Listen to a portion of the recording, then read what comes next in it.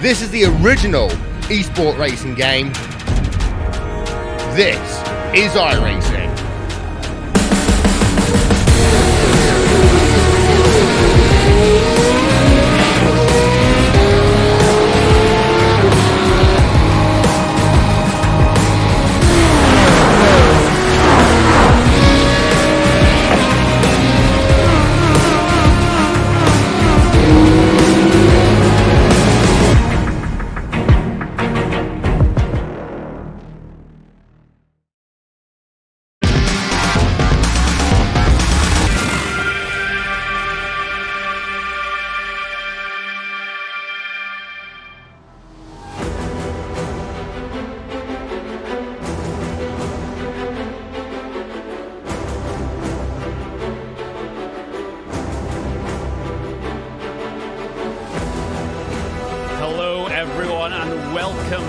Pre-season event for Season 2 of the Danish Esports Racing Championship.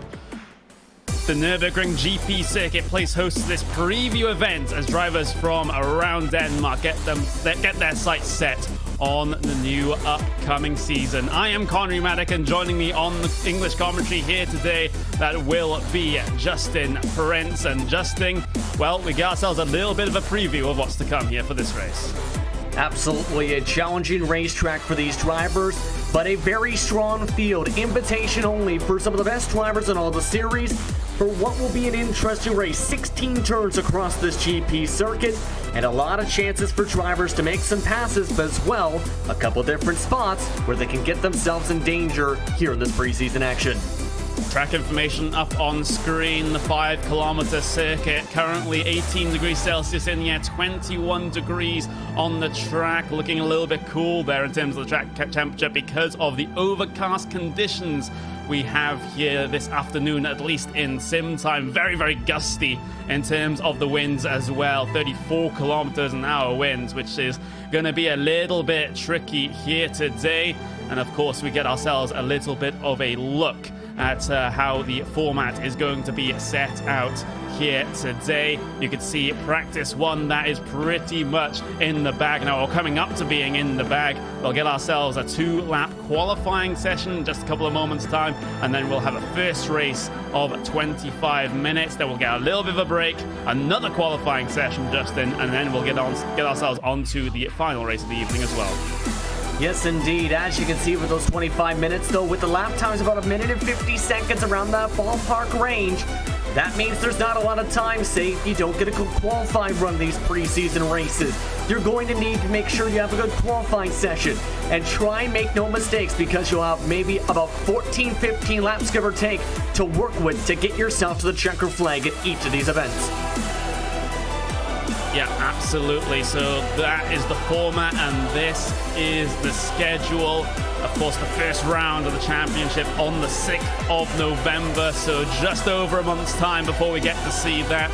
And of course, the season will all culminate in a race on the 1st of April 2020, the final round here of Season 2 of the Danish Esports Racing Championship.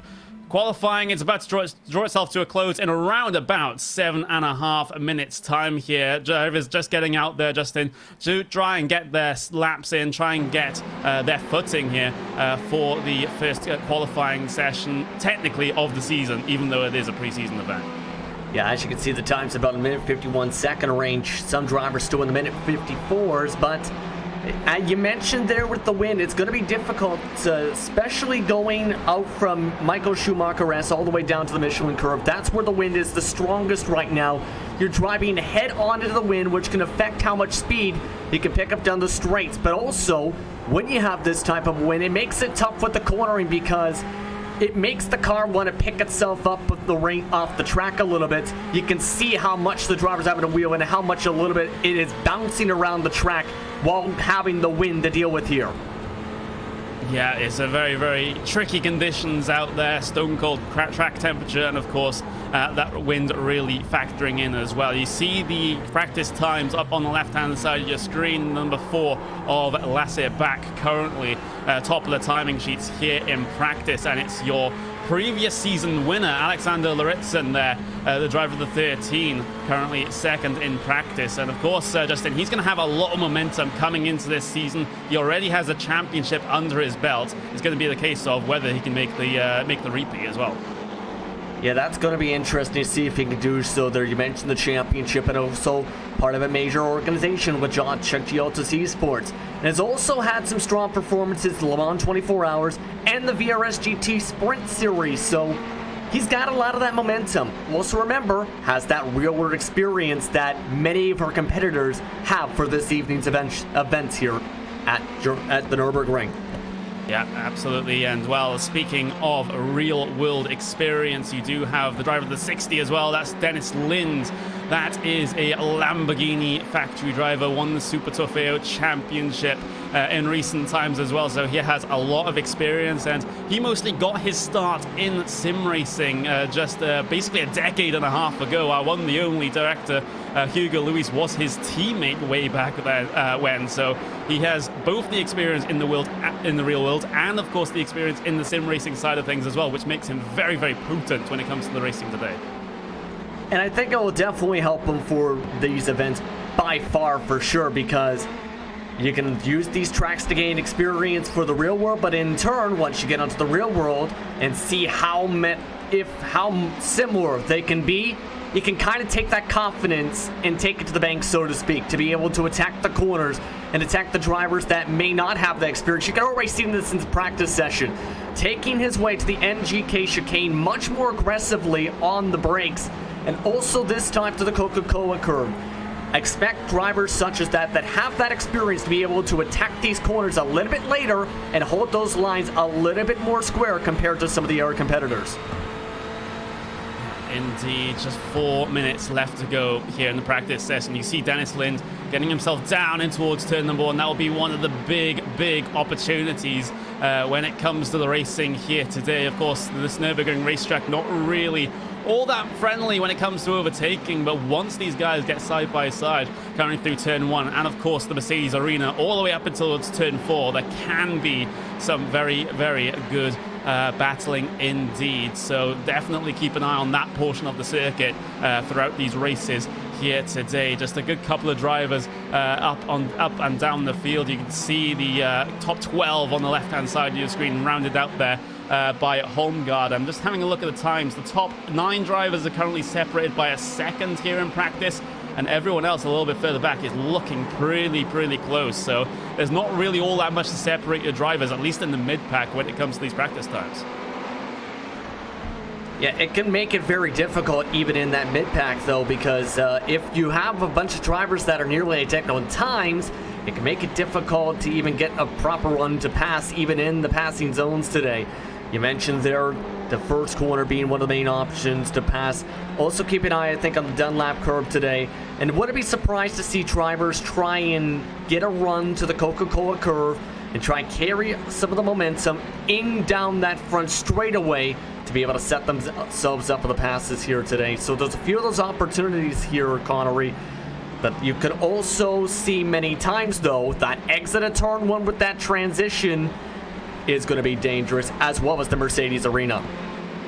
Yeah, of course, and you talk about other portions of this racetrack as well. You talk about coming towards the end of the lap where you have what is the NGK chicane. Of course, well, at least on this particular layout, we are technically not using the chicane. It says Nürburgring Grand Prix layout, no chicane. So what we would call the NGK chicane is more like a little bit of the WEC chicane, shall we say. So you're still having to very much steer the car through there, but you don't have to slam on the brakes like you do down in towards what we would call the GP chicane towards the latter end of the lap there just then.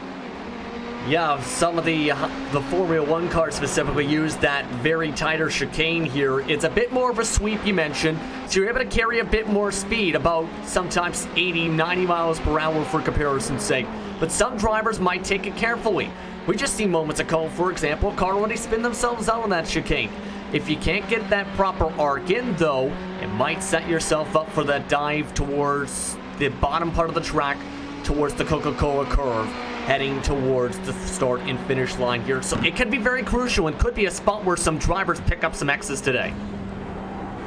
Yeah, and well, just have a little bit of a double check of that instant limit. The instant limit stands at 17 here today, and of course, with the races being 25 minutes long, something has to go absolutely catastrophically wrong if you're going to get to that limit here today. So I'm not expecting anyone to adventure over the instant limit here for this one, but I have been wrong on a good few occasions. But right now, everyone just sort of on their final laps here of practice before we get ourselves to that 2-lap qualifying session. We've got Lasse back at the top of the timing sheets right now. You can see the view of that Prologue React Esports car as he heads his way through the exit of the Mercedes arena. And of course, you can actually use out of turn 4 a good amount of the track limits there. It's not really going to penalize you here in iRacing, so you can step a good amount of those tires out of line. But down in towards the sort of the next section here, in towards turn 6, in towards turn 7 of the Ford curve. You know, I've seen moves attempted down into there, but it's a very, very tough one to pull off. But we are drawing to a close here in this practice session. Just 3 seconds remaining here in this one. Checkered flag out there on circuit, and we'll get ourselves over to qualifying. Those are your practice results up on screen for you now, and I can't wait to get qualifying started here, Justin. Absolutely, very quick times, lots of grip on this track. As we mentioned, that track temperature very low with these overcast skies. That means the pace is going to be very quick, but that also means it could be very tight for these drivers carrying a lot of speed in these corners. Already, the times in practice separated by just about a second or so in that top 10. Yeah, absolutely. Almost exactly a second between 1st and 10th there in the practice results, and things looking pretty close, within a couple of tenths of a second of each other, a little bit further back. That is cycling down to P20 here today. We do have 27 cars scored. We have 29 currently connected up to the server. So that's everyone that's managed to get themselves a lap in practice. The drivers in qualifying are currently on their outlaps right now. And right at the front of the train is the number 15 of Martin Bertelsen, as he's going to be the first one, if he gets it clean, to set a flying lap here once he gets around to it. And you'll see this with a lot of the drivers here, though, before they get to the green flag for qualifying. They'll keep the car nice and slow towards the top level of the gearing to make sure they don't overheat the tires and try and keep them nice and cool here on the iRacing service. I wouldn't be surprised to see him not pick up speed until the final couple corners here, because if you overdrive those tires, it can potentially cost you at least a few tenths of a second here. That's why I think you're seeing drivers such as this one keep themselves nice and patient before they take that green. Yeah, the number 15 will be the car that's first set a flying lap here today. Martin Bertelsen, as you can see him heading up towards the NGK chicane for that OMR team. And now he picks up the pace, now he picks up the speed, and trying to use those tires to best effect here on this flying lap. Across the line he will go. We'll ride on board then with Martin Bertelsen for his qualifying lap. You can see that current lap being set. That was his outlap. That one does not count. And down into the heavy braking zone he goes in towards turn number 1. It's quite an elevation change going down into there. I've seen it in real life once when I've been to the Sim Racing Expo, when we've seen the various series racing out here in the real life as well. And through the Mercedes-Benz arena, it's progressively slowing that car down, coming in towards turn number 3, and then change of direction in towards turn 4. Use a healthy amount of the exit there as you look to get the speed on the way down in towards turn number 6. And this is simply a place where you cannot step a foot out of line. Directly after those curbs, it is grass, so it's not like a Tilke designed track where you have miles of runoff absolutely everywhere. But that track does bite, Justin. It absolutely does, and we've seen many times just tapping the grass on the corner entry in these types of race cars will send you flying off into the corner apex and spinning around potentially to the tire barriers. You can't afford to even touch them for a single second here. He nearly tapped them, it looked like, in the Valvoline curve. So have to see if this time will count here for the 15 machine. But looking pretty decent so far. Didn't get the best of run for the Advent Bogan. and towards, I should say, the Michelin curve out of the Michael Schumacher S. But you can see how much he's just trying to keep it nice and sweeping and forward. Just getting as low as 83 miles an hour back onto the gas, down the straightaway to the Advenbogen corner. Yep, just a couple more corners to go here for Martin Bertelsen, as in towards the NGK chicane he goes. Just drag the brakes, bring that car down to speed for the high-speed sort of sweeper section, and then slow it down once again. Going through the Coca-Cola curve, going for more of a late apex there. Didn't quite clip it correctly, but tracks out okay. And now across the line for Bertelsen is a 1:53.247. How's that going to stack up to everyone else as they file through across the line behind him? That is Dennis Lind heading his way across the line, and well, it's a 1:52, mid 1:52 there, but it does not count because he had his lap invalidated as he was trying to get that flying lap done. And yeah, you can't forget here in iRacing, if you have an instant point on your qualifying lap, that means that lap is completely and utterly invalid, which I think Dennis Lind has fallen foul of there. Yeah, and he actually got loose off the corner exit of turn 1 on that elevation change here, and might have just clipped the grass a second time there coming out of the Mercedes arena. So there's a chance this might not count. We'll have to keep an eye here for Lind, though. It was around that green AstroTurf kind of material that might affect that there, but right now at the moment you can see it on the times. Back is on top of the pylon again. He was the fastest car in practice, the 151s, just a 10th off his practice pace, the only driver in that time range so far.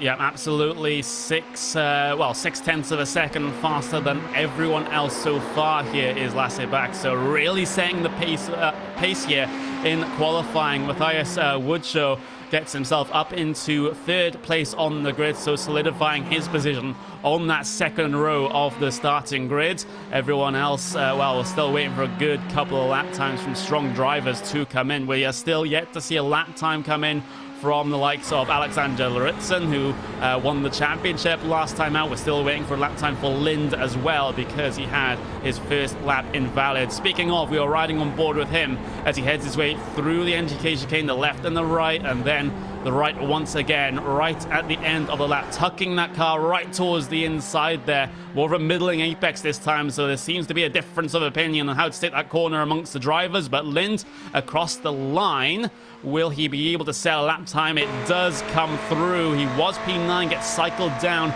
to 10th on the grid as it stands, but Luritzen across the line gets himself up onto that front row. Yeah, the time difference so far amongst the drivers, about 0.3 of a second from first to second lap. So Lind with that off really cost himself potentially a top 5 starting position, unfortunately for him. Let's keep an eye now, Noah, on Nick Madsen. As you look at him, he's one of 5 drivers still yet to record a time, but is looking at a decent pace so far in his white, blue, and black machine. But he's going to have a good one here. His practice times would only put him around maybe 11th spot on the track, needing to gain another couple tenths of a second to get into the top 10. Of course, the track will be cooler in its current condition than it would have been right at the end of practice, so there's certainly a chance that Madsen can improve here in this situation on what would have been his fastest practice time, but no time still set here in qualifying. Gets himself up in towards that NGK chicane. Once again, a bit loose there on entry. That's going to lose him a little bit of time, but he's able to recover it in quite decent fashion. A very neatly taken final corner as well, so he'll get the run to the line here. It's a 1:52.574 there for Madsen, so he does gain around about 0.5 of a second on his practice time. Gets himself up into P12. And I think in part you mentioned there getting loose in that final chicane lost him some time. But so let's take a look at the University of Isabel III. There's positive sim racing machine, and you can see only that's a 1:53. Oof. That's 17th on the track. So Rasmus Bask not getting a good run whatsoever here. But a couple of our drivers are here getting themselves acquainted with the track, are trying to bump up their times here, such as the number 2 machine, or such as Jensen here. We see in the 9th position. Yep, Jensen across the line currently in P number 9. Is he going to improve? I don't think he will. That lap will not be valid, as well, the rest of the drivers that we do have out there on circuit, with the exception of Nick Madsen, they have completed their qualifying here. Ashley's, I'll take that back. Erster's heading his way through the final corner as well, but he didn't quite get a good apex out of that one. So across the line he will go, and it is not a valid lap set for him. So Madsen is the only driver out there that now can theoretically improve his lap time. He's got plenty of time to do it. 1 minute and 15 seconds left remaining in the session. He's getting himself towards the end of the lap now, so this will be no problems here for Madsen. It's always tricky to improve here on the second lap here on the old tyre model, and again, it's a loose moment into the NGK chicane, up over the grass. That will invalidate the lap. Even if he got towards the line, you'll have a little bit of an altercation with the pit roll barrier there. But that is going to be the end of Madsen's qualifying. That's pretty much the end of everyone's qualifying. Everyone has set themselves a lap here, but with 45 seconds left in the session, we'll just have to wait for that one to wind down. But let's get back to what a performance here in qualifying. Pole position by 0.4 of a second. Now that is impressive. Yeah, only driver to crack into the 151 second bracket. There was a couple drivers that were nearly to that range in practice. They just couldn't get it together in the qualifying session with the track open and with the pressure on the line, and with that wind now facing towards the start and finish line, towards that run up there to hold them up. So that lost them some time. But in the closing stages of qualifying here, looks like we're just about all set to go to get racing for race number 1 of this preseason event. Yes, we are. Just to have a little bit of a rundown of your qualifying order. This is your grid for the pre-season event here in the Danish Esports Racing Championship. Laissez-back pole position by 0.4 of a second of your previous season winner, Alexander Lauritzen. We have a second row comprised of Andreas Jochimsen and Matthias Wadshow there, as we'll get ourselves P5 on the grid. Michael Pedersen there with Kasper Stolze in P6. Ollie Oester starts in P7 with Jim Brinkback there in P8 with Matthias Jensen P9, with Dennis Lind ending up in P10 after having a horrible qualifying.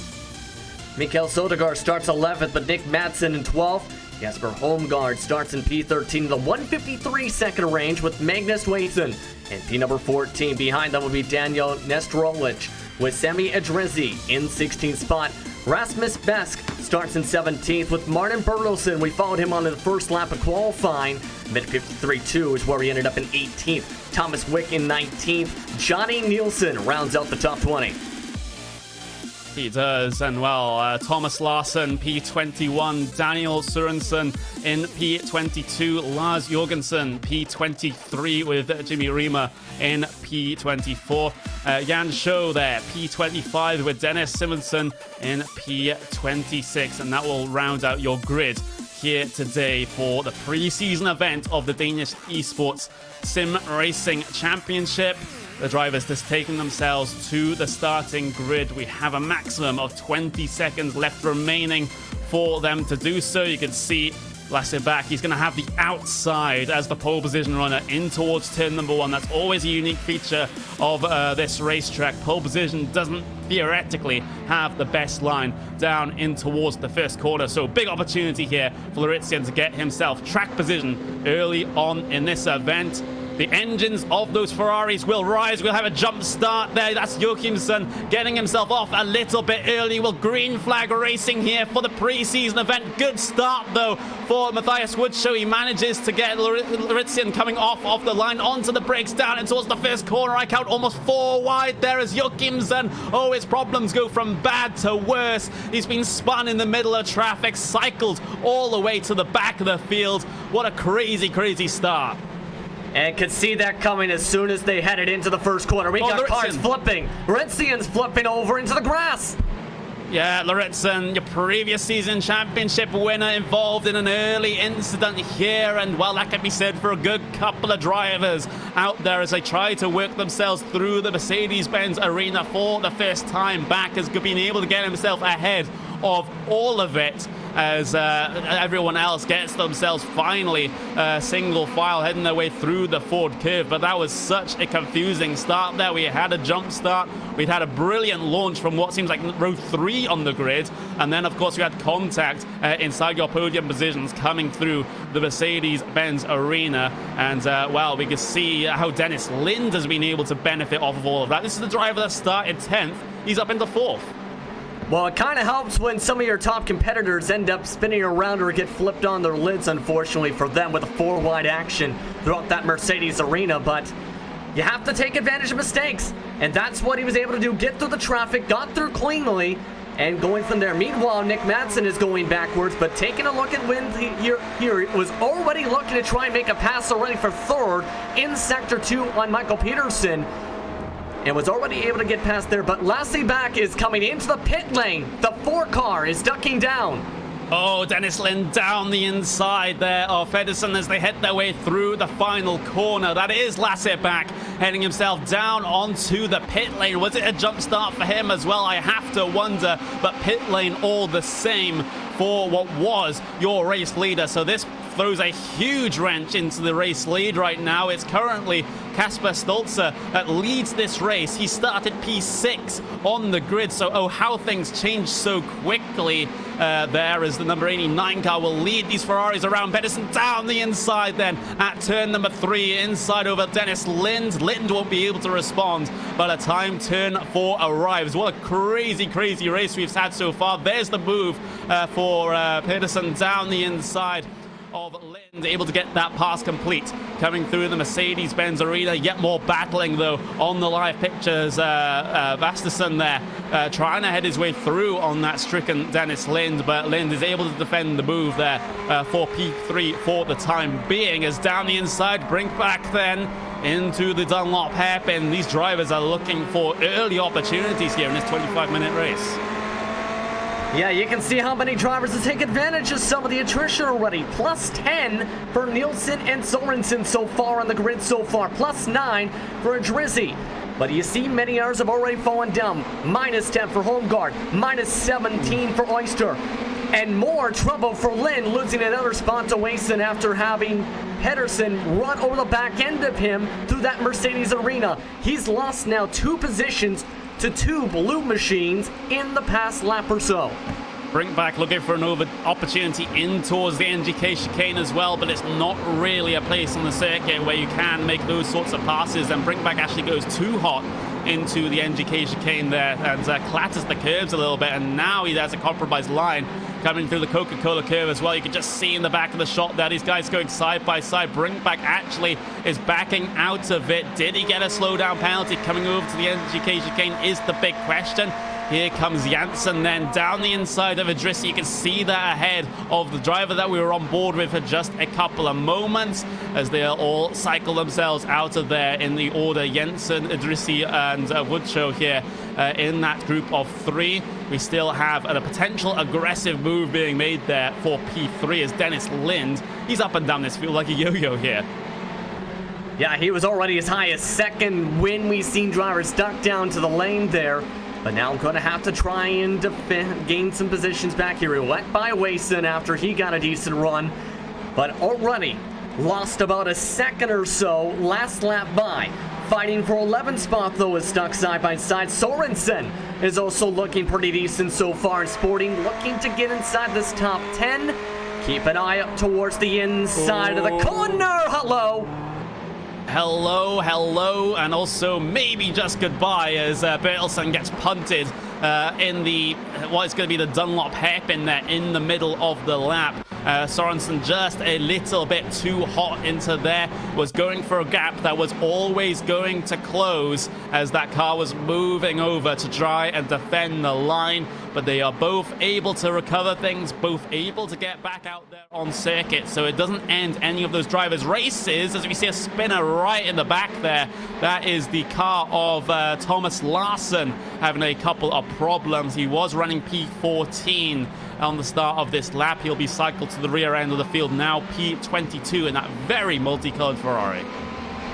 Remember, his teammate was flipped upside down and sat upside down for about a couple minutes or so. But the main driver of the lead is Kasper Schulze with Singularity as drivers continue to squeal their tires across the racetrack.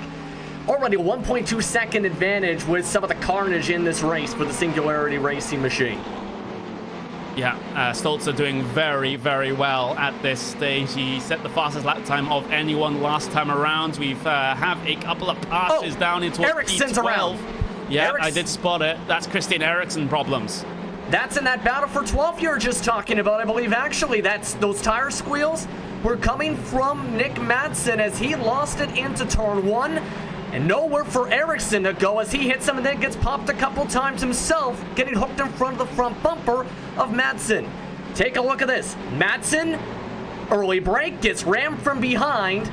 Bertelsen goes on by, hooks Ericsson. Ericsson gets spun around, and that causes a bottleneck coming on the downhill portion of the Haghaken. Yeah, quite a bit of carnage there down in towards turn number 1. And while when you do have a car spawn on the exit there, it is sometimes pretty tricky for those drivers to recover there, as we'll get ourselves a bit of a replay from the perspective of the number 89 car. That's Kasper Stolzer. This is the replay of the race start. This driver started P6. You can see the 4 wide ahead of him. How exactly did he get through this then? Down in towards the corner, just finds a spot on the inside to avoid absolutely everything there. And now there's going to be more contact ahead of him. Makes contact with the Altus Esports car, so that's the front end damage that has been plaguing Stolzer right now, or rather, he seems to be doing rather well with it. But on that first occasion, he was so lucky not to be collected in that turn 1 incident. I'm surprised there wasn't more cars. You see 4 wide because one of the drivers didn't get a good launch. Then you see the dive bomb for the Logitech G Altus Esports machine. Contact in the middle of the pack. That bundled everyone around. Kasper goes on by. He's filing in fourth, thinking it's okay. Then you see the cars for second spot end up ramming each other and ends up driving right on through. That front nose damage doesn't seem to be affecting him too much, though. It was only a minor bit of damage on the 89 machine, and he's still pulling away by about a tenth of a second last time, with the battle for a few positions shuffles along. I think what has basically saved Stolzer here is that was a very direct head-on contact. It wasn't a contact to either of the 2 front wheels, so he should be okay in terms of the handling of that car. Yes, it might just be down in a straight line with the drag that's been caused by that damage, but there's no one really to compare it to because the next closest driver is about 1.2 seconds further back down the road. So if those drivers are actually able to catch up, then maybe it might be an issue, as we saw side by side there through Dunlop. That's Idrissi trapped on the outside there. He has to fall back into position as well. So that is 2 positions lost there in one go for Idrissi. He's down to P9. And that battle really started when Idrissi had a bad run out of the NGK chicane. We mentioned drivers potentially going onto the grass. He went along the rumble strips. That opened up the door for all those cars in this half a lap to just waltz on by and get the preferred racing line. Idrissi now to the back part of 9th spot for the group. As look at Matthias Woodshow, meanwhile. He's got a decent draft this time. He's got some wind behind him to help as he gets the dive. Oh, contact into the corner, though. That's all gone wrong as Brinkback has to take to the grass as well. Woodshow as well has to back it up, get it back on the circuit as the 2 drivers have made contact into the chicane. And, well, it's another case of maybe this isn't a move you should be pulling off at this stage of the race. Woodshow was entitled to that line, but it all gets so tight coming through that section. There's only really a single racing line coming through there, and eventually someone has to back out. Unfortunately, neither of them backed out. In fact, you've seen the car on the high side try and get the squeeze, but Madsen able to get the pass done. These drivers are fighting very aggressively here for a preseason race, coming to 8 laps, estimated laps to go this time by, I have to say. They're not wanting to give any sort of positions here, even if it's just at the bare edge of the top 10. Madsen with that squeeze you see in the Mercedes Arena, though, because he got the squeeze and forced Jim Brinkback to let off the gas, ended up having him struggle, and now he's trying to pull away even with that damaged machine. Yeah, let's see if he's able to. We've had, well, coming up to around about 14 and a half minutes left remaining of this first 25-minute race. We'll have another one a little bit later on, don't you worry. But what will worry Jim Brink back there is that little half spin coming out of the Dunlop corner, and now he's going to lose one position. Is he going to lose a second one here through the Michael Schumacher S's? Door rubbing coming through the apexes of the corner, but Brinkback, he is able to hold on. And now Jorgensen, who's the driver attempting to make the pass, he comes under threat from Sorensen now coming through turn number 11. Sorensen will lose out on that outside line. Meanwhile, Sundergaard also trying to work his way through on Jan Scho as they head their way towards the latter end of the lap, and that is just sort of the domino effect. Oh, Lind, yeah. And Lind got spun around. We also have black flag for Jorgensen this time by. Gonna have to take a look, though, for Lind here. He was inside the top 3. And you see that little bobble there on the entrance of the NGK chicane. Just overcorrects a touch. Sparks him off into the grass. Nothing can go to once he had that overcorrect trying to avoid the curbs. Yeah, and not the first driver to get a little loose there down into the chicane. We saw it in qualifying as well. So it seems like these Ferraris are just a little bit unstable coming into that very, very fast sweeper at the end of the lap. But looking back at Dennis Lind, he's been cycled down now to P6 in the running order, which is still better than where he started. He started in P10, but that was a solo car incident at the NGK chicane that was in a way unnecessary. No one helped him around. He wasn't coming under any pressure. He wasn't applying any pressure to the back of anyone. So he's going to be really kicking himself about that. I think so too, because he was running a pace at the time, I think around the same, if not a bit faster than the leaders, and trying to maybe catch up time, but just overdrove the car a touch. But now you still got 12 minutes to try and catch up to some positions. He's still within range for even a top 5 at the moment to try and do something here. Keep an eye on that, though, as this race goes on. By the way, that battle for the lead is slowly closing in as the 199 has reeled back in the draft. Should note, he does have left side damage, the 199. While we mentioned Casper having that front end damage, so both of these drivers down a bit of straight line speed potentially with the aerodynamics and the bodywork. Yeah, absolutely, but it seems to be that Pedersen has been able to close the gap in bit by bit, and now he's feeling the tail end of the draft of the leading Ferrari of Stolzer, so he's going to be closing in maybe a little bit more as he feels more and more of that draft. He is around about 2.5 tenths of a second faster that last time around the circuit, so Pedersen really starting to apply the pressure to your race leader. And that seemingly is all he has to do at this stage. All he has to focus on once he gets into a position to be able to go for an overtake, then maybe the priorities do start to switch. But 8 tenths of a second between them now coming out of the Mercedes-Benz arena as Pedersen tries to work on reeling in that race lead. He's going to have a little bit of help down the straightaways, and we see this a lot in longer style endurance races where drivers, if they got those runs, usually like to save fuel.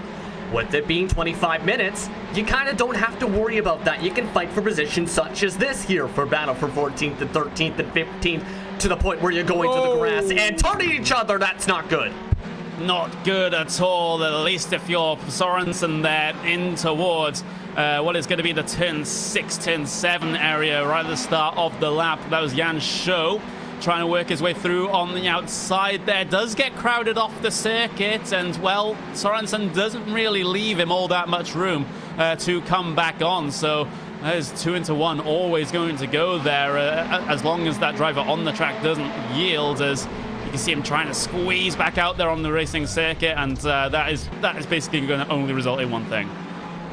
I mean, at the same time with Scho, I'm wondering, what are you doing? He went underneath not just that white line, but also went off to the grass nearly to try and get that pass in. I don't think Sorensen was going to give him that space with where he was trying to take that. Probably wondering, what are you trying to do? And in the end, the 20 machine doesn't back up. By the way, Jim Brinkback just given a black flag, 30-second hold for him as well as we look at the battle for 7. Yeah, so penalties being handed out by your in-race stewarding team then. Of course, we've already had a couple of black flags out there. That was Lars Jorgensen and Jim Brinkback have been handed penalties so far in this event. But as you say, the battle for P number 7 still rages on here between Idrissi, you've got Bertelsen, and you've got Madsen also on the back of this one as well. So this might be one of the flashpoints here in this race, as if this race needed any more flashpoints. Yeah, it's been a pretty wild and some aggressive driving, have to be honest, here with some of these battles so far. But I guess let it out in the preseason now. Don't let it happen in the official racing, when there's the points on the season, right? So these drivers are fighting for everything they can and trying to test the limits, so to speak, in their Ferrari GT3s at the moment. But Idrissi, a bit off and on in this race. He's gained some of the spots back from Bertelsen, but it seems like as soon as he gets some rhythm, we've seen it many times with these high winds, while they've gone down, they've just struggled in the corners much of the race today, especially in that NGK chicane, as well as it seems in that Mercedes arena. Yeah, it does seem to be the case here. Just to give you a little bit of an update in terms of the battle for the race lead, well, that one is now down to about 0.6 of a second running through the NGK chicane, as this battle for P7 is getting very, very close indeed. Is Bertelsen going to go for the move? It's covered off, though, by Idrissi on the way up into the chicane. All line astern coming through here as Idrissi overcooked the entries of the corner. He went a little bit fast. I'll compromise him on the exit. Here comes Bertelsen down the inside of the Coca-Cola curve. They get close to the middle of the corner, and now it's all about the traction off the corner as Madsen looks to get himself involved. There's a gap in the middle that he might be tempted by, but is he going to go for it? He's going to give Bertelsen a little bit of a bump on the way down the hill in towards turn number 1. Bertelsen, has he outbroke himself here? He has. Idrissi gets shoved out, and that's 2 positions picked up by Madsen. And kind of seen that towards that way again. Usually if you're bump drafting, it's a way to save, but it was heading towards the braking zone. Bertelsen, again, even when he got some space in an early break for Madsen, as you mentioned, just outbraked himself, and I think it would have been okay.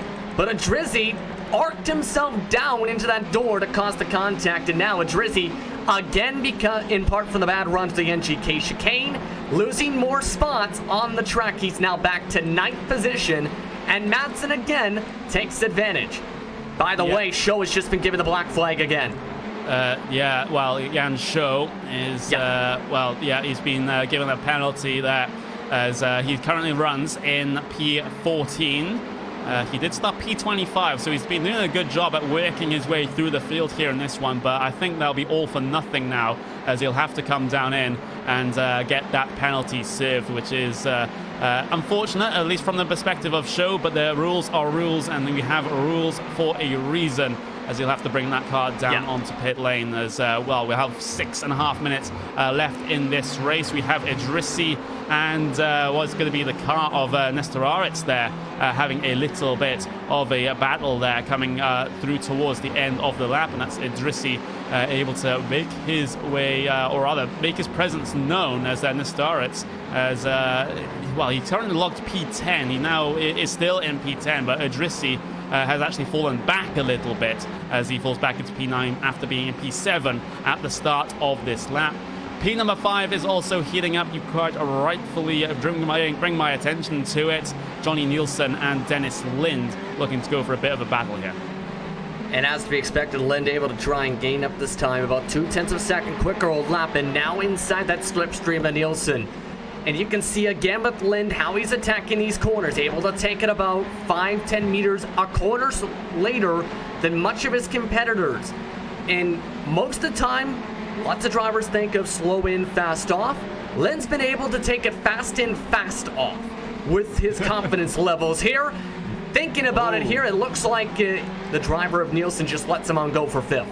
Yeah, that wasn't really fought there from Nielsen. I think he was just kind of spooked. As soon as Lind went for that dive down the inside of the fork curve, he was like, what the hell is going on? And then just, as a result of him reacting and leaving the door open, that means that Lind can just go, oh, there we go, door's open, I can slot myself through, I can get myself up into P5. So right now, I just see a yellow flag out there on circuit. That's Jan Show, who hasn't really been having the best of laps, a few laps, has he? Because he's gotten that penalty, and now he's had himself a little bit of a spin.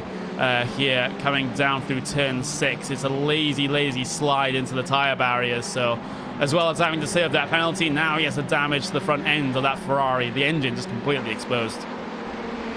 Yeah, at this point... well, it wouldn't be the engine here, these GT3s, because they're more mid-engines, aren't they? Yeah, it's more so the kind of the radiators and the fluid compartments and whatnot that are exposed there, but it's been a disaster the past couple of laps now for sure with the black flag of the damage. But the battle for the lead is heating up.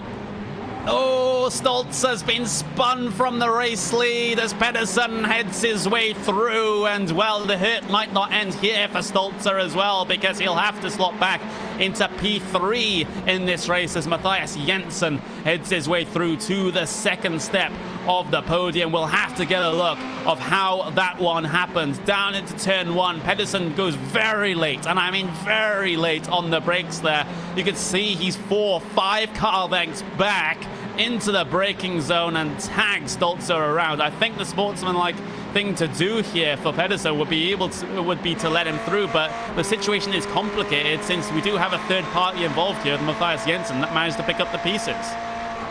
Yeah, look at this again on Pedersen. I was about to mention this actually as he was getting closer and closer a little bit. Just, I think, seeing the hole, late braked his way in and took it a little too aggressively. I don't think he wanted to make contact there, but you mentioned it there before with the Dunlap curb. The hole's eventually going to close. It tried to close for Stoltzer, and it ends up making the contact, but Jensen able to take advantage here. But now it's going to be curious to see, can Jensen catch up now to the blue machine up in front? Is there enough time? There's only 2 estimated laps to go. Yep, there is, so not a lot of time to work with here coming to the end of this event. Pedersen leads provisionally from Matthias Jensen and Kasper Stoltzer. That is the order of your podium. Of course, I say provisional because the stewards might just get themselves involved in this one. We'll keep you posted on what happens in terms of that one. But these guys heading their way across the line. 2 more laps to go in this race. Jensen has been looking pretty fast, but I don't think he's quite going to be fast enough to catch up to your race leader of Pedersen, unless that damage on the front left of Pedersen is more than it seems here, Justin. Yeah, that's the main thing. Jensen has a little bit of damage himself on a bit of that right front. You see those crinkles there, as well as a touch bit on the left front.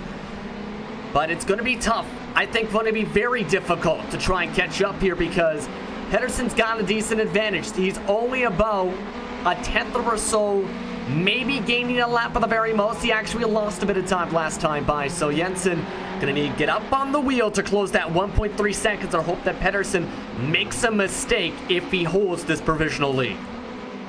Yeah, absolutely. 1.3 seconds between P1 and P2 at this stage as Jensen tries to find the pace here late on in the race, but that gap is looking larger and larger by the moment. It does shrink a little bit, though, coming through the Michael Schumacher S's, so Jensen might just still be in this, but he needs a lap of his life there. Oh, Pedersen, yeah, he makes a mistake in towards turn number 11 and coming through turn number 12. Now that gap looks very surmountable. You can see Jensen wants it as he pushes wide through turn 12. And that lost Jensen a lot of the time. He just gained back on Pedersen through that bad run of the Michelin curb here. But keep an eye here. Can he close this up? We've seen the dive for the pass last time the lead changed hands. They're going to get the white flag this time by with 30 seconds on the clock, but it's not going to matter. Pedersen with the black flag, 30-second hold to the white. Yep, so Pedersen will not win the race no matter which way around that these guys finish here. You can see Jensen flashing the lights. He wants to make his job easy. Well, Pedersen makes it easy. It is a swap for the race lead. Down in towards turn number 1. Pedersen, his fate has been sealed by the race stewards here today. Stoltzer will also pick up the position to, well, if he gets towards the end of this lap, he will finish in P2 if he's able to keep it on the grey stuff. You can see Pedersen getting himself out of the way of your race leaders here on this final lap as he has to come down and serve that penalty. But with this being the final lap, I think that one will be served at the end of this event as a time penalty. But now on this final lap, coming through the Ford curve for the final time. It is a 1.1 second gap between between Jensen, and Stolzer right now. And what a sweet karma it would be for Stolzer to be able to get the race win here today. But I'm afraid on the last lap of the event, it just looks a little too far back through the Michael Schumacher S's here. The final time in the first race of the pre-season show here for the Danish Esports Racing Championship. Matthias Jensen from P number 9 on the grid. He was able to negotiate the carnage ahead of him on that race start in towards turn number 1 and through the Mercedes-Benz arena where cars were spinning left, right and center. But Matthias Jensen, after a late race penalty applied to Michael Pedersen, will come through the NGK chicane. There's one more corner to go, and Matthias Jensen will be the pre-race winner for race 1 here in the Danish Esports Racing Championship. Matthias Jensen will win here at the Nürburgring. And he was quicker than the man chasing him at second spot to the checker flag at Sulzer. But a heck of a run for the real-world driver. Remember, a top 5 points finish in 2019 in this series, able to take that checker flag, even with some of the chaotic circumstances here in this race number 1. That leaves the question, how's race number 2 going to go here after all the fireworks?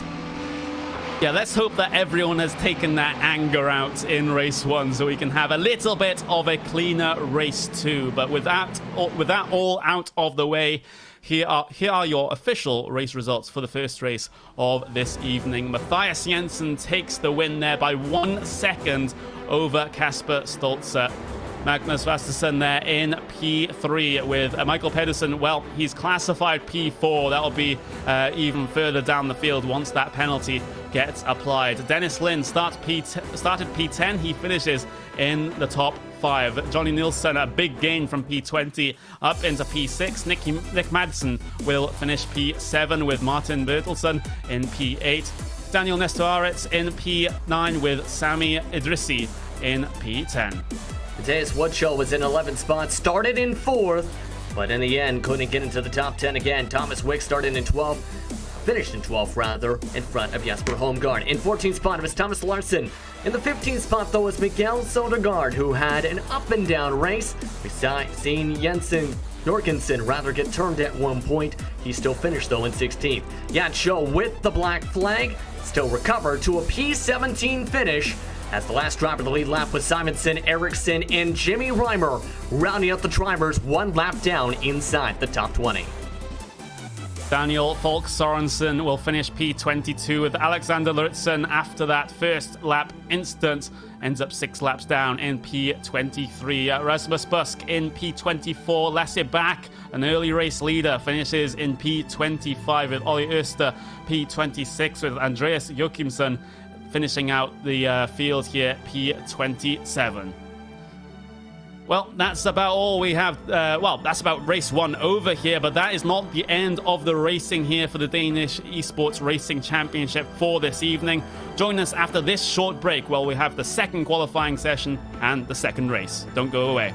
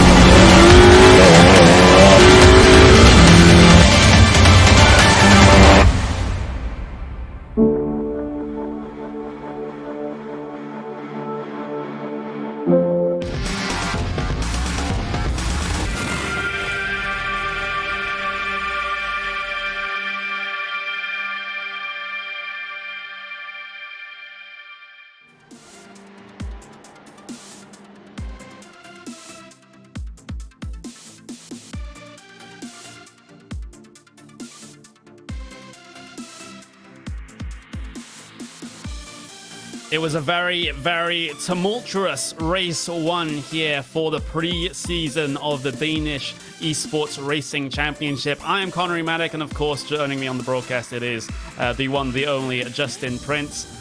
It was quite an involved race one, as I said, tumultuous, quite a lot of drama in this one, but now that everyone's got that out of their system, maybe we can have some fun here in this race too. Yeah, I'm curious to see what happens in this race number 2. I'm hoping some of the emotions don't cross over from that race, but there was a lot of aggression. 4 wide into turn number 1 was one point of that. The battles were another point of that. But it's going to be curious to see how drivers react in race number 2 here, and what is now just partly cloudy skies with about the exact same track temperatures as we've seen at the start of qualifying number 1. Yeah, indeed, we have a little bit of a practice session here, a little bit of a warm-up as well for those drivers to get themselves acclimatized to the new track conditions. In fact, we actually have qualifying underway already here in this one. Instead of the overcast conditions, we do have partly cloudy skies here for qualifying 2 and race 2. That means that track temperature is going to climb just a little bit, or you would have thought of, but that hasn't quite registered just yet. 21 degrees out there on circuit right now. The wind has calmed down just a tad, so that is going to make things maybe a little bit easier coming down into some of these braking zones. But right now, as the qualifying session starts to get itself underway, you can see Lasse back there, pole position in the previous qualifying session, wasn't really able to capitalize on it though. Yeah, especially with that carnage on lap 1, turn 1. Eventually had to duck down to the pit lane on the first lap and kept it there for the rest of race number 1. But the Pro React Esport driver was the fastest car in practice 1. As you mentioned, the pole sitter here, 158.5 was the out lap, coming around for the first time. Took that high arc you seen out of the Coca-Cola curve to try and bank it, so to speak, down that front stretch. The wind is still going to be a potential factor in the corners. However, it isn't exactly facing the straightaway this time to the start and finish line.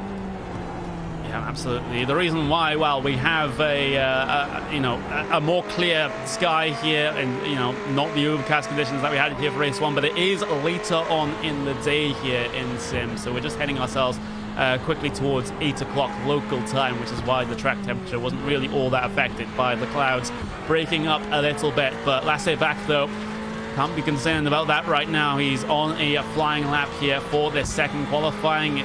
For him, it's just going to be a case of repeating what he was able to do just around about 30 minutes or so ago. Out of the Dunlop curve he goes, and it seems to be a relatively clean lap so far here for the driver of number 1. He has kicked up touches of sand, though, on the lap. It's the question of, did he cross the plane too much to trigger the off-track? Remember, if you get an off-track on the iRacing service, it ends up disqualifying that particular lap. And we've seen how much of a difference in one lap. The qualifying pace was as much as 0.3 of a second for some of the fastest cars on the grid in Q1 for race number 1. Yeah, indeed. Lasse back, though, in that NGK chicane for his flying lap, his first flying lap here today. Into that final corner as the sun starts to peek its way out of from behind the cloud here as he heads his way across the start-finish line at 151.5 there for Lasse back. That is the benchmark that everyone will start to chase now, coming towards the end of their first qualifying lap. Back the only qualifier as it stands at this moment in time, but we do have a couple of drivers heading their way out of the final corner. There is Dennis Lind. Needs a little bit of a better qualifying session this time around than what he was able to in qualifying 1. Across the line does not set a lap time, so he is going to have another opportunity here to try and get himself all the way back around. It was actually the start of his lap 1 there for Dennis Lind, so getting out a little bit later than most other people here as those lap times start to come in. Yeah, some of the drivers, I think, just took their time to make sure they didn't overcook the tires. Lynn taking a lot of that time. Should mention, though, that back time matched his practice time at the start of the preseason events here tonight with that overcast sky. So the pace has picked up for back again a little bit more, as was for Pedersen, who, remember, had an aggressive race in race number 1 that led to the black flag. But keep an eye, as you said, on Lind here, because he's got himself a really solid pace on average in race trim on worn tires in the minute 53s, but needs to again get that track position that was so crucial for parts of that race last time. Yeah, it was. So that is how crucial qualifying is here at the Nürburgring. Yet more lap times coming in. As you said, Pedersen up into P2, Jochimsen in P3 as it stands. Ericsson P4. So a couple of names getting themselves further up on the grid this time around. We're still paying attention, though, to Dennis Lind as he heads his way through that right-hand kink of turn 13 and then up into the NGK chicane for the end of his first flying lap. Behind the wheel of that Ferrari Singularity racing car. Through the final corner he goes. I'm a big fan of the pink wheels there as we get a good view of them coming through the final corner. On board with Dennis Lind as he heads his way across the line then. What time is it going to be? A 152.3. That's good enough for a top 5 start for now, but we still got a big chunk of the field yet to qualify. And that's the pace that I was estimating there when he had that off track on his first lap of the first qualifying session. So much more improved this time to keep it inside the track limit. But we've seen Lauritsen have a strong start, then get flipped over in the Mercedes arena. That was an interesting start to the race. But remember, he had a really good qualifying effort in the launch at Gialtis Esports machine last time around. It's already looking like the same type of lap this time, near identical lines he had before. Yeah, he seems to be a rather consistent driver, at least while he's been running out on his own, and he hasn't been flipped onto his roof by another driver, but in towards the Dunlop hairpin he goes. Again, very, very clean coming through there, not really tempting fate with the gravel on the outside of the corner. And how clean into the Michael Schumacher S's is he? That is pitch perfect coming through there. And so, some drivers tend to overcommit on that second apex. They run over the curb, dip 2 tires into the gravel, but Lauritsen, though, he was absolutely perfect coming through there. This is shaping up to be a great lap. A really good lap, in fact, here. That time using just the edges here. We've seen a couple drivers keep an eye on this after the NGK chicane to try to use the rumble strips there. That is within the track limits. And some drivers may describe it actually a bit of an esports line, so to speak. Keep an eye on that there. Yes, indeed, uses that gray rumble strip to settle the car on the corner exit while making sure it's not in the grass to lose the traction. Power's down here. First lap was invalidated. Let's see the second lap total, 152.1 here. That puts him in the top 5 again. Yeah, P4. So that is second row on the grid currently for Lauritsen. So a decent qualifying lap here as we're still waiting for a good couple of other drivers to get themselves laps set here. We have Ollie Oester that is currently out there. He had his first lap invalidated, so this is going to be his last chance to get himself anywhere near the top of the starting grid here today, lest he'll have to start right at the back. Again, 2 tires into the dirt a little bit there. Coming out of the forward curve, turn 7, and now look to get yourself on the brakes in towards Dunlop. A little bit of an overcommitment there down on the entry to the corner. It is a corner where you can, if your style suits it, double apex into there, but didn't quite clip that first one perfectly, and is wide there through the first apex of that Schumacher S's. So it's a good comparison compared to the very, very clean lap of the driver of Lauritsen, and Oester here just having a couple of issues here getting this one strung together.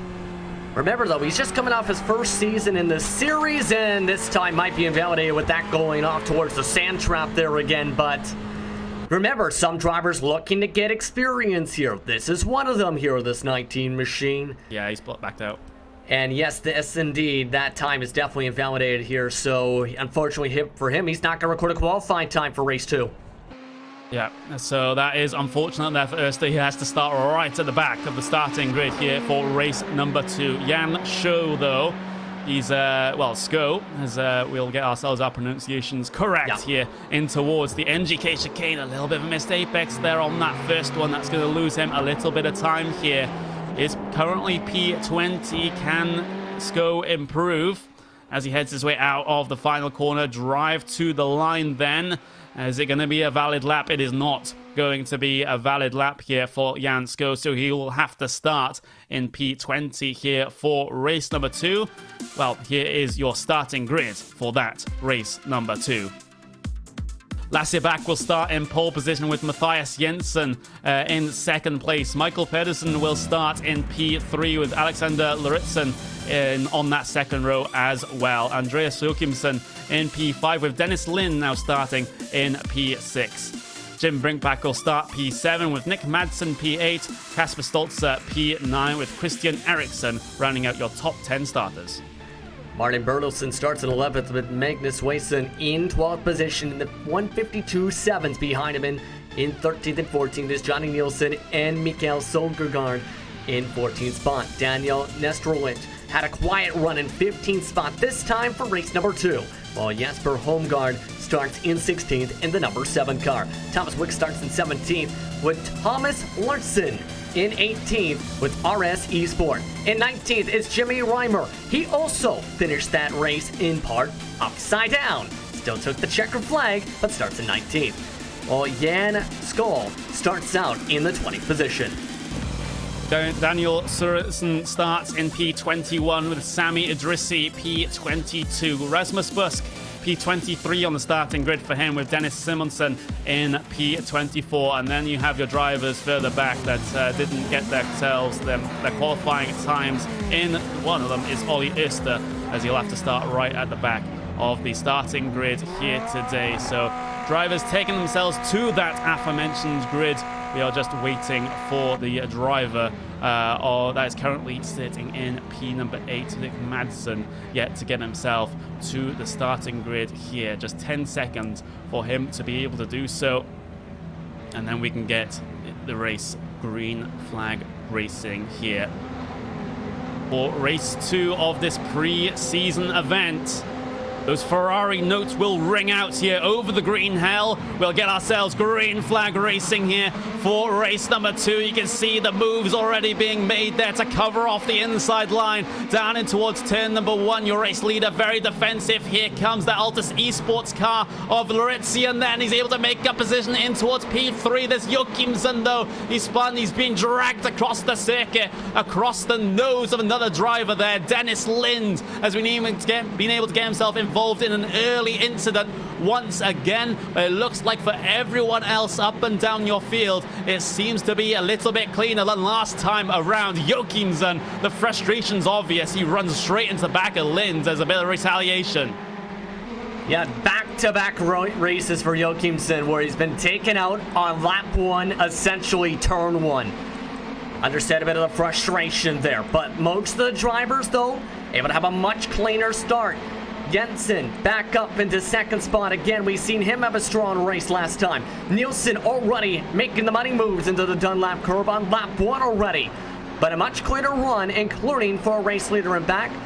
It was noted 7 seconds apparently was the penalty he had gotten on the first lap for his, apparently that too early start you had mentioned. Did not finish the race this time, is still in the lead while they continue to shuffle for positions. Yep, they do. It's a little bit of confusion further back as drivers are having to serve themselves slow down penalties and impeding the rest of the cars behind them. That was Jan Sko getting very, very slow here. He started in the P20. He managed to somehow find himself all the way up into P10. He must have cut the course somewhere to get all of those overtakes done, which is why he's having to serve a slowdown penalty into the NGK chicane. That was Sorensen working his way through. He tags around Jan Sko, coming down into there though. So Sko's day goes from bad to worse once again here after getting that penalty in race 1, having those other issues in race 1 with the cell spins as well. It doesn't seem like things are getting any better for him. Yeah, he's had horrible luck, Sko, today. Of course, involved in a couple incidents, got the black flag, 30-second hold last race, and then eventually lost his hood right afterwards. But better luck this time for Lawrenson. Still in third, Vac still in first, but Jensen, who was the fastest car on the long run in the end with all the attrition, is in the middle of that sandwich in second spot at the moment. Yeah, absolutely. So Jensen having a very good run here today, or rather consistent run here on this first, well, 2 laps here. You can see the positions gained on the left-hand side of your screen. You can see that Wick has been able to gain a good couple of positions on the start. He started P17. He's up 8 positions now, up into P number 9. So he's had an absolutely fantastic start indeed. But one of the things, you know, for these drivers that do start a little bit further back here, Justin, once they gain all of those positions on the start, thanks to getting through instants, getting through on some drivers that have had slowdowns, etc., etc., the big trouble for them then comes in actually holding those positions when it gets to the later point in the race. Yeah, you see some drivers have already lost some spots, like Bertelsen, -4, even with some of the attrition around him. -4 for Larson, -14 for Ericsson with the incidents going on. So drivers are already going backwards, you mentioned there. It's just a matter of, can you get back forward with a lot of these battles still shaping up on the track? Because you don't want to be one of these 3 drivers that have already lost 20 or 15 spots and are already in the garage area with the race number 2 of the preseason already done here. But the top 3 already separated by just a second. 1 second is the gap to Pedersen, though, for 4th. But some of the faster times are about 8th on back at the moment in that drafting train, starting to form up. Yeah, absolutely. So the draft coming into full effect here in this one. You can see the great overhead view here. Down in towards that very tricky turn number 1. There's a driver that pushed a little bit wide. That was Daniel Sorensen having a couple of issues down into there. And now Martin Bertelsen is right on the back of him as they head their way through turn number 3. Through the right-hander, turn number 4 as well. Bertelsen looking to get a good run out of there, but the car just completely snapped on him. And sometimes these Ferraris, these GT3 Ferraris, can be a little bit nervous, so it's not a driver that you could just take out and be relatively secure in your driving of it, like the AMG Mercedes GT3 car, for example. This one is a little bit more nervous. Yeah, with the Ferraris, there's a lot of power in these cars, in the 6 shifts of gears, etc. with them, but you can see it here. The bit of the braking points are different. There are some differences between the various GT3 cars. You can see some of them at full effect. Oh. It's not used the most, but that time the aggression spins around the 029 into the tires. Yeah, side by side through the Michael Schumacher S's doesn't really tend to work, as Bertelsen, he broke a little bit earlier trying to not run into the back of the car ahead of him, but it just straight lined the entry to the corner and went directly into the side of Woodshaw, who was trying to work his way around the outside in that situation, backs it up into the tires. He's able to keep going, though not going to retire that car just at this moment in time. We'll see a bit of side-by-side up and towards the NGK chicane there. That is Busk versus Jorgensen. This is for position P15 and P16 as they'll sort themselves out coming through that final corner of the Coca-Cola curve. So despite a couple more instances here and there in race 2, it does seem like drivers are just a little bit more calm than they were in race 1. Yeah, I mean, race 1 was... yeah, just a little smidgen. It was dialed up to 11 in race 1. Today, in race 2, it's more at a 7.5 maybe out of 10 at the moment. So drivers are a little bit more calmer. Wanting to finish off on a positive note here. They still have 18 minutes and 32 seconds to go on the clock. Try and gain up some times here, such as for Bass, trying to pull away from Jorgensen for 15th position here, so you may as well finish on a positive note. You don't want to finish without a race car.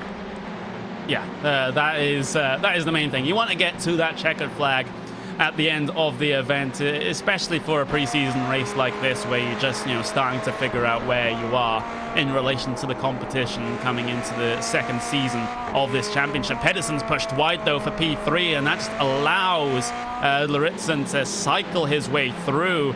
That was a gift on a silver platter there for the driver of the number 9. We'll get a replay. And we were talking about some of the differences with GT3s. Cars like the Audi are better in the corners and somewhat more preferential.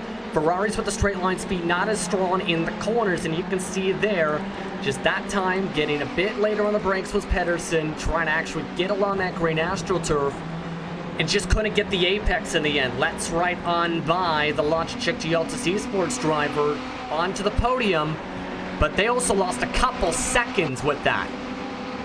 Yep, they did. And, you know, every single moment where you're not able to run the ideal racing line here, it really, really does hurt you compared to the drivers that are able to do so. You can see the big stack up of a train behind Lauritsen at this stage. So that's what Lauritsen's trying to pull away from, but the draft still keeping these guys in contention for now. So he has to work at this over the next couple of laps if he's going to have a chance at dropping them, and then maybe have a chance at catching your race leaders by the time that this race is done. But in towards turn 6 they go. No one really close enough to be able to make any bold moves just yet, like we saw down in towards the Ford chicane a couple of times. We have Martin Bertelsen has been given a 30-second stop and hold penalty there. So he's going to have to come down on towards the lane to serve that one. And, well, I don't think he'll be the first one to be penalized here in this race. In fact, he isn't, because we had Jochimsen a little bit earlier on. Yeah, that one was for the retaliation, but I think, give or take, we've seen 4 or 5 black flags pop up in race number 1. But that's to be expected. The reason for Bertelsen, though, was that I think that checkup really that bottled everybody up and caused that contact at the end here. But Pedersen is now struggling a lot here. It looks like with some of the grip off the corners into the apexes here, he's really lost Lauritsen, who was 7/10 quicker last time by, and Brickback, who also, mind you, was a driver last race that had to serve a penalty. He's having a much better race and is already looking like he's got a decent pace to get himself 4th here. Yeah, Brinkback looking particularly strong here in race 2. You can see him trying to work his way, just trying to lock onto the back of that Prologue React esports car ahead of him, but you can just see that Pedersen starts to pull away here coming down the pit straight thanks to, thanks to maybe a little bit of a lower downforce setup there, a lower wing setting on that GT3 Ferrari can sometimes negate the effect of the draft a little bit or make it less effective for those drivers behind. But Brinkback still keeping himself in contention here. Coming through the Mercedes-Benz Arena, turn 3 can follow very, very tightly to that rear diffuser of the Ferrari ahead of him. And then the exit of turn 4 sets yourself up for maybe an opportunity in towards turn 6. But not going to happen this time around. And you can just see that Lauritsen in that Altus sports car just pulling away, dropping the rest of the field. And all of a sudden, these guys are going to be pretty much alone in their trio for the battle for P3. Battle for P4. There we go. We can't get ahead of ourselves. Yes. But it could potentially turn into 5th here soon, because that's the thing. I could see him falling back, even if Nick Madsen, who is currently looking to chase after 5th position, because here's the thing. If this was a longer race, say 4 hours, 6 hours, 12 hours, I would be maybe content to save fuel and stay tucked in behind. But with only 25 minutes, you kind of need to press that go button. You can't afford to stay behind a slower car for a couple laps. If you get a run, you have to essentially take it here. There's just 8 estimated laps to go. I wouldn't be surprised if Brinkback tries to do that. In turn, that pulls Madsen back in, and in turn, Pedersen loses some time, because Pedersen, you see here, is struggling now a lot, it seems, on more so the right-hand turns than the left-handers.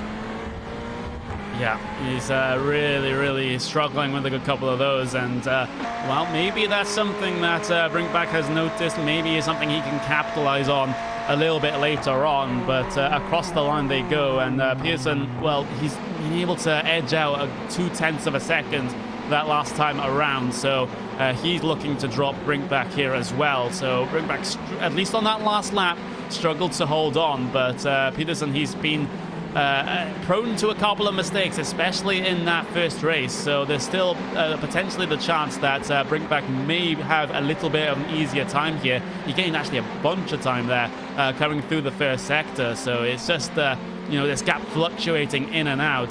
Pedersen seems to be better in the latter sectors, but Brinkback's very, very strong in that first. Yeah, and you've seen it there with Pedersen actually taking that higher run through turn 1, much more wider the arc, and much more wider here on the Dunlap curve, and trying to diamond it on down. Well, it seems like Brinkback is trying to get it right down towards the rumble strips for that corner, right down to the apex, and then try and go higher off the corner run. It seems, though, for Pedersen, it actually is helping a little bit in some of the sections, not all of them. in sector 2 and 3 to try and gain some time back. All of a sudden now, Pedersen has actually turned the switch back to his direction, is now pulled this gap by 5 car lengths. Yeah, indeed. So Pedersen really, really on a roll here, coming through the middle of this race. Of course, through that NG gate again, once again, you do have to be quite careful of the curves there. It, mounts the one on the entry in towards the Coca-Cola curve. You brought that up a little bit earlier, Justin, as the quote-unquote esports line. As, if you do that in a real car, then maybe you'll be causing a little bit of damage. But here, it's seemingly fine, as you can get that maximum exit. Coming out, good mid-corner speed through the final corner, usually results in a good exit speed as well, and that is crucial when you're coming down the pit straight, especially when turn 1 is such a big overtaking opportunity. But drivers keeping it calm for now, which is what we like to see, especially after that first race here in that top 5.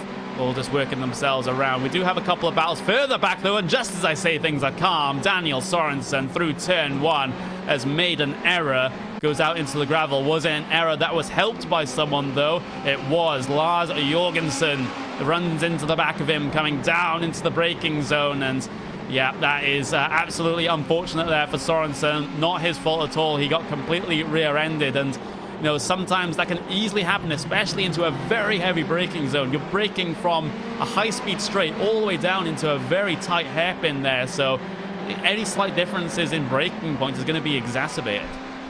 And he's seen a bit of the replay there too. The earlier braking point, I think Jorgensen was aiming for the 100 in marker. That's on the left side of the track if you look at turn 1, for example. Those little markers to help you with the braking line.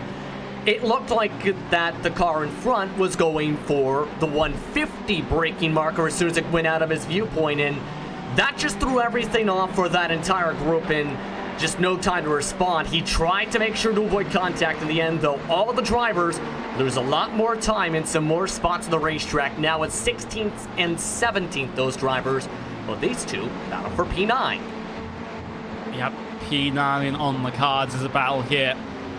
Through the latter portion of the lap here, Thomas Wick in that number 44 trying to defend from the number 7. That's Holmgaard there. We've had another moment, I believe, down in towards the first turn, and that was actually just Thomas Larson coming out the pit lane. So that's why that flashed up as yellow on my timing screens here. As Wick then not going to defend the move down in towards turn number 1. Holmgaard, his body language of his car is looking very, very aggressive, and well, is able to follow very closely coming out of turn 1 through turn 2. Wick has the better line coming through there, but Holmgaard seems to have the pace over him at this stage. A little bit of an overcommitment there in towards turn 3 for Wick, as Holmgaard looks to try and find an opportunity, but no obvious one has shown itself just yet. And mind you, those cars may look very similar, same color schemes, but they're two different teams, mind you. The Northside Racing car is the driver in front, G4 Esport, and Holmgaard is the one on the chase though. And their cars have looked pretty decent, the G-Force machines, all race night long here in this preseason event. I think Holmgaard though is waiting until a decent opportunity pops out. With how many drivers have ruined their races by making contact, by forcing it in, I think he's just waiting for that one mistake in a rough corner exit for Wick to try and make that move work. Yeah, indeed. Again, deep on the brakes into turn 11 as well. It seems like Holmgaard is not afraid of using the full braking facility here on these Ferrari GT3 cars. Much more confident when it comes to getting that car slowed down.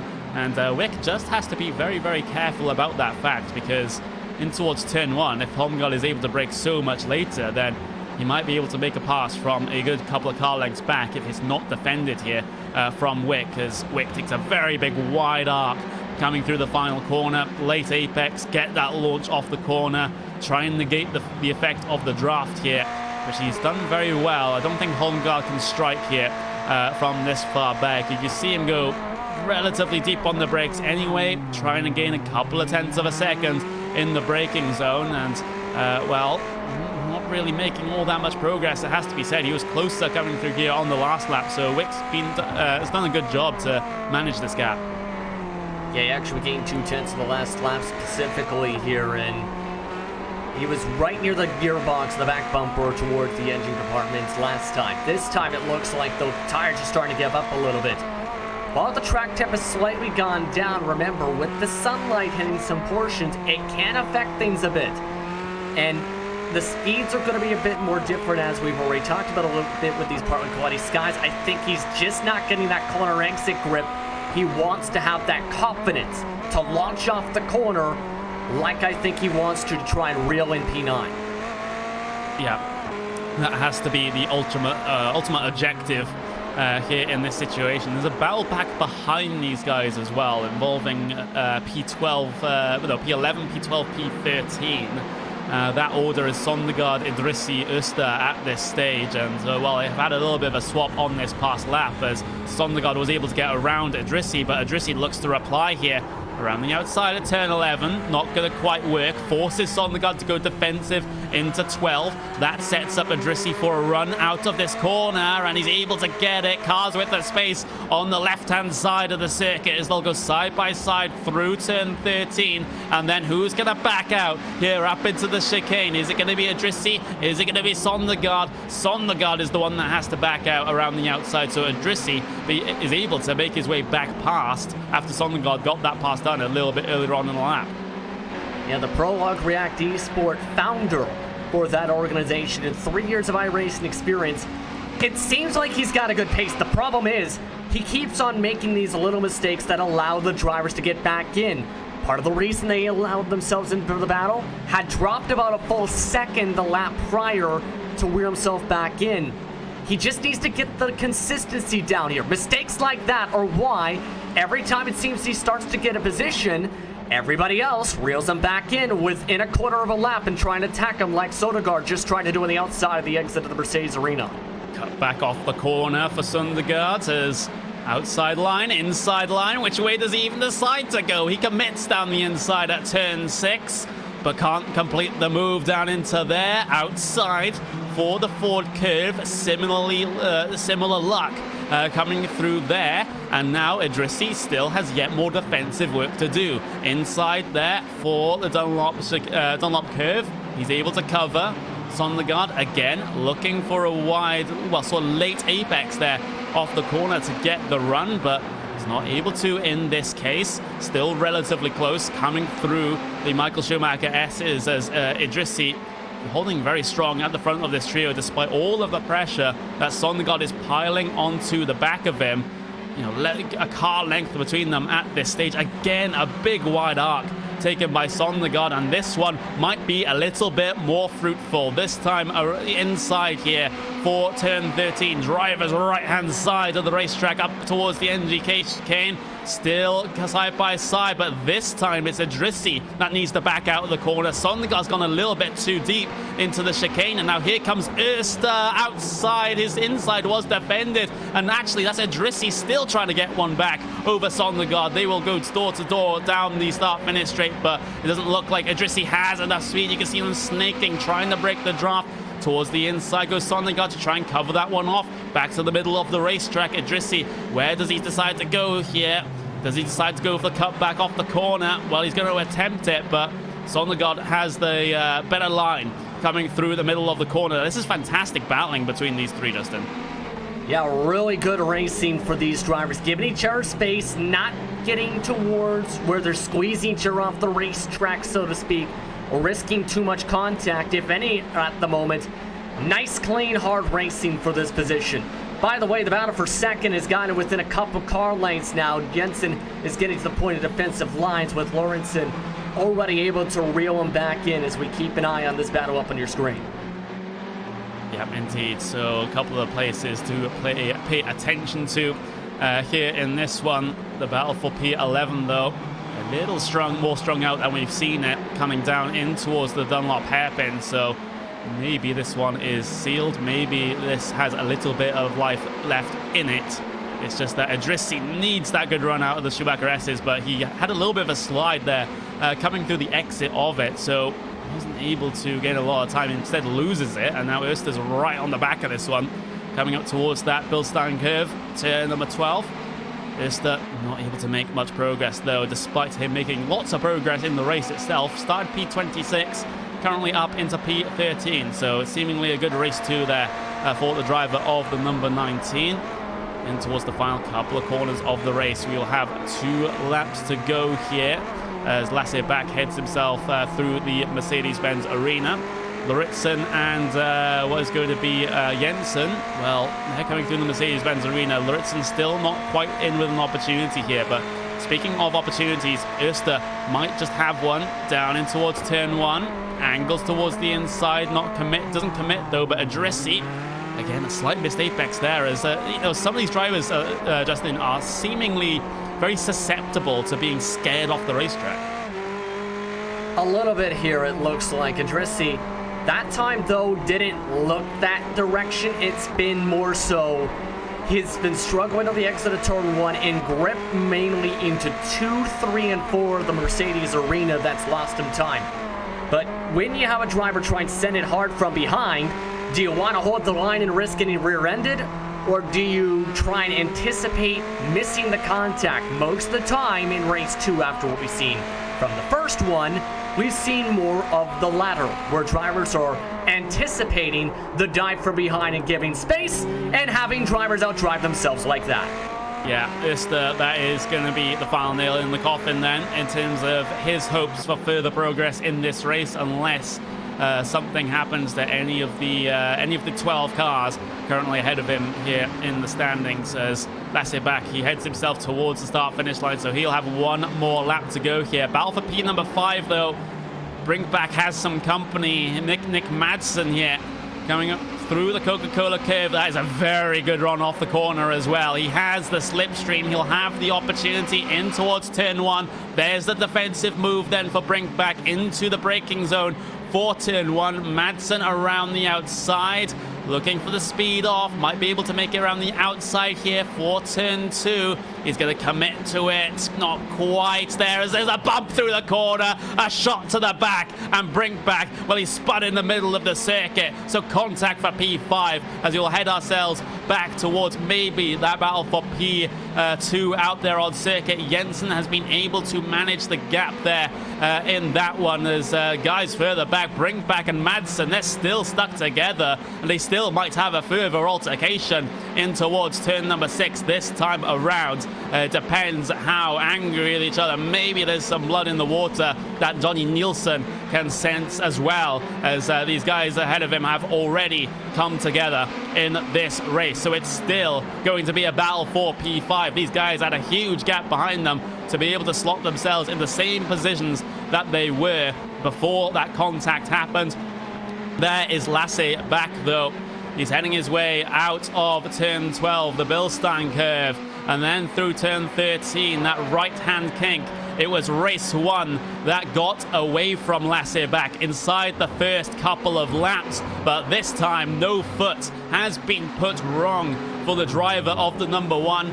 Just one more corner to go, and he'll be the winner here for race 2 of your Danish Esports Sim Racing Championship pre-season event here at the Nürburgring with these Ferrari GT3 machines. Lasse back wins here at the Nürburgring. A little bit of a look back here to P5 though. Nick Madsen has been able to get himself up inside that top 5. Just one more corner to go for these guys. Madsen made a little bit of a mistake in towards that final corner, but Nick Madsen will come out on top of this particular battle. He will finish inside the top 5 after a fantastic battle inside that pack coming towards that checkered flag.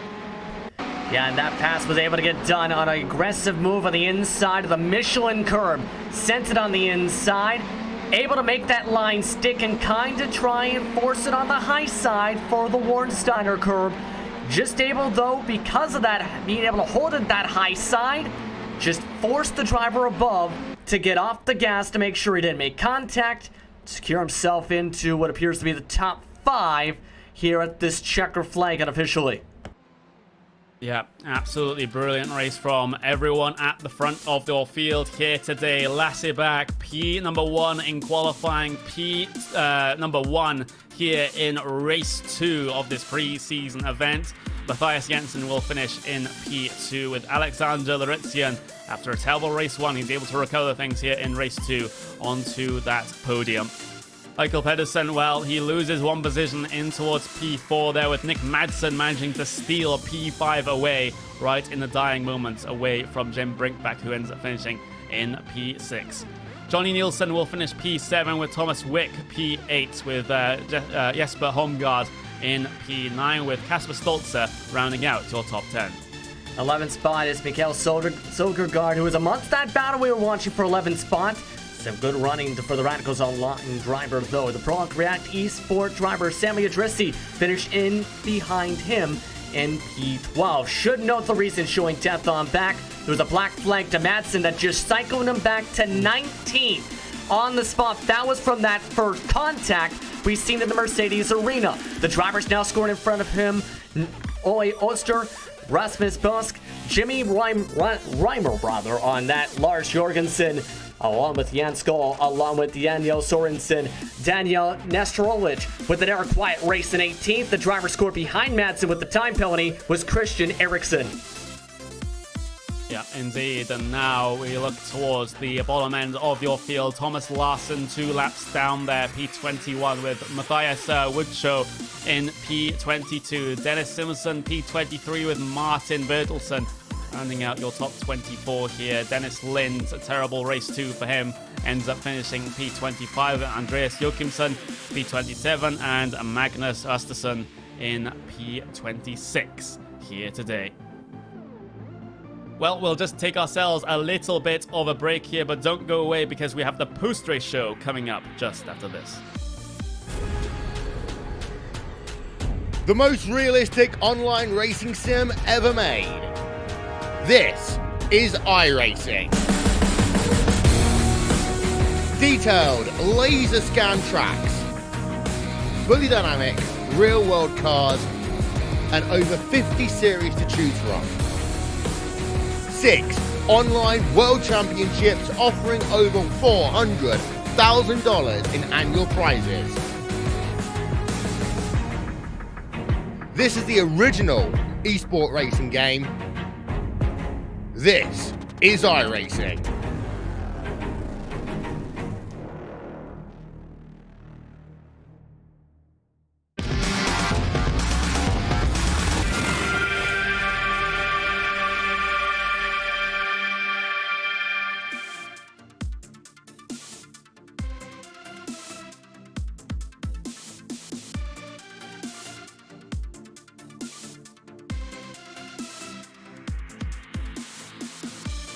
A bit of a calmer race then for race 2 here of the pre-show, the basically pre-season event here for the Danish Esports Racing Championship. I'm Connery Maddock, joining me in the commentary booth as ever, Justin Prince, and well, we've had a very, very interesting, very frantic 2 races here today to set ourselves up for the new season.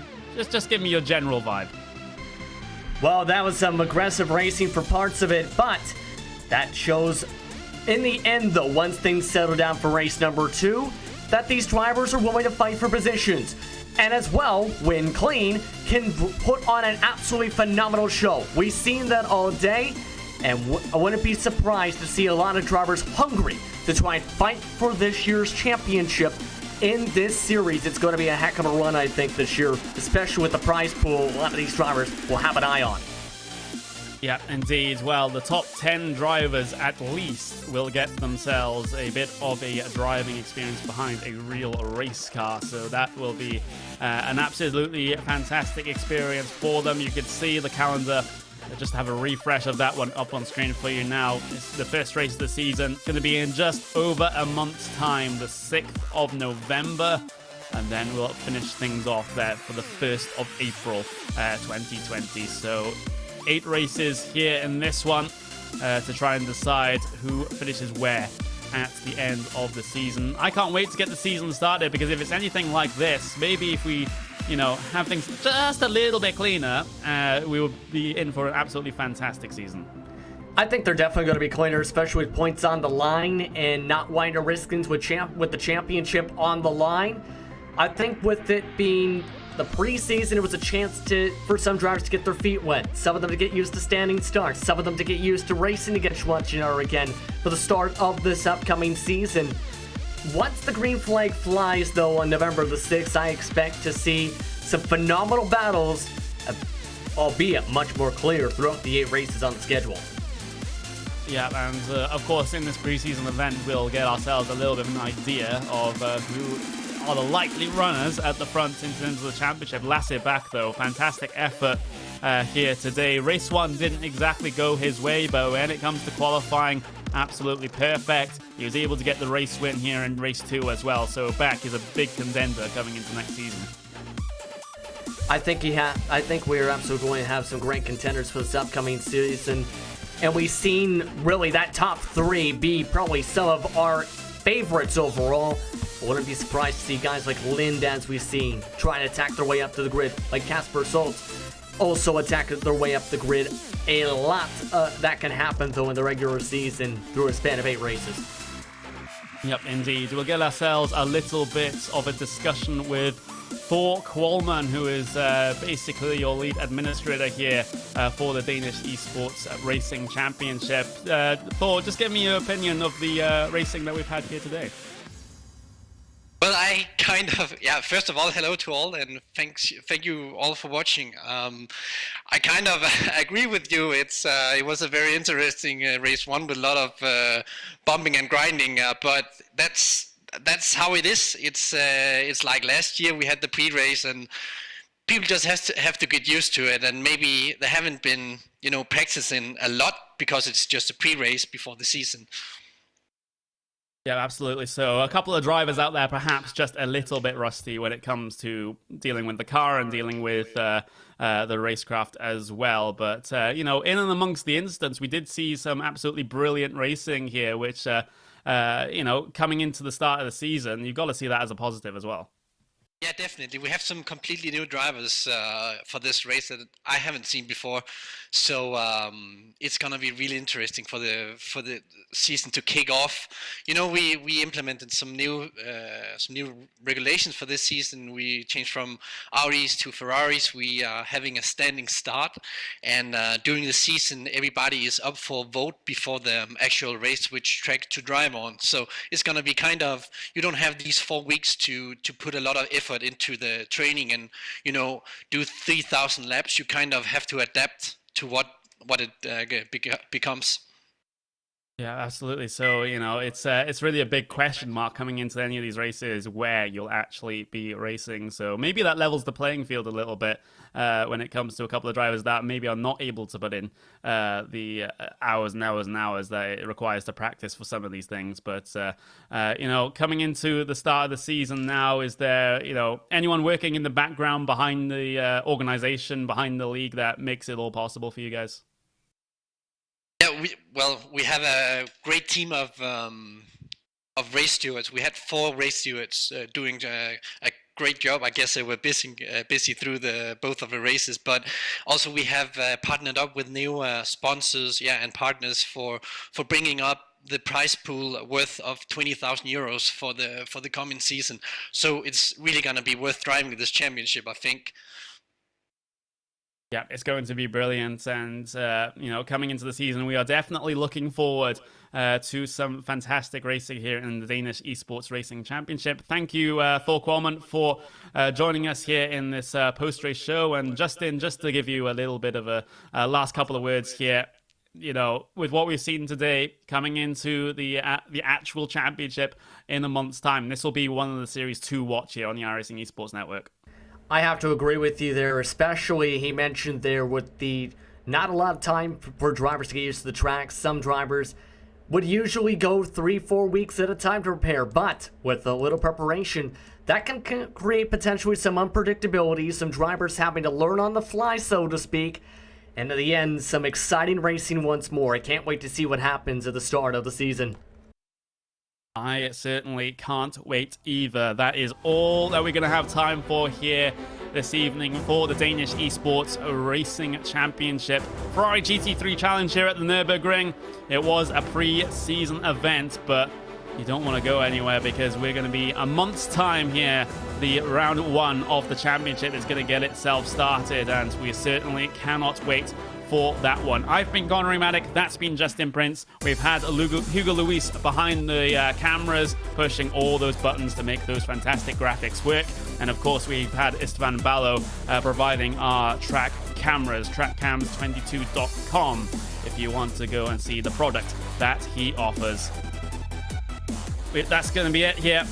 Thank you very, very much for joining us. And, well, a month's time is when the season starts. So put that in your calendars and join us here on RaceSpotTV on the iRacing Esports Network for that.